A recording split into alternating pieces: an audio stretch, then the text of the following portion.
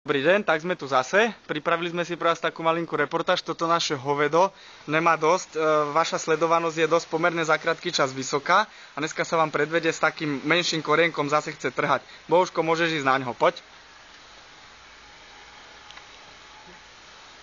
Chlapec má veľmi veľkú vrodenú sexuálnu aktivitu, má mladú ženu a zistili sme, že mu nedáva dosť veľké gule, áno, takže... Dada, si doma? Ne!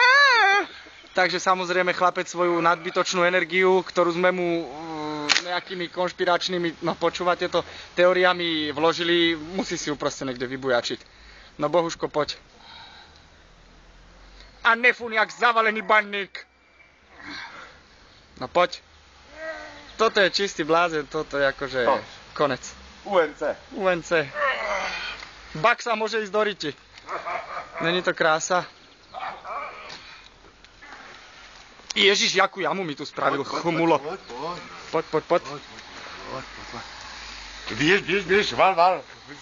Bohuško, a tak krásne ukáž, že ty máš naozaj veľa síly, aby nám všetci verili. Felbermajer môže ísť do riti. 3, 4. Šup. Ale nerob tu bordel. Nádhera. Tož hotové. A teraz, aby ste vedeli, že aj Bohuško má tak veľa sily, tak dokáže zdvihnúť aj kontajner trošku. Môžete sa presvedčiť, že naozaj je tu toho malinko. Či poprvé. Fero, vypadni. No Bohuško, poď. Čistý idiot. Hotové.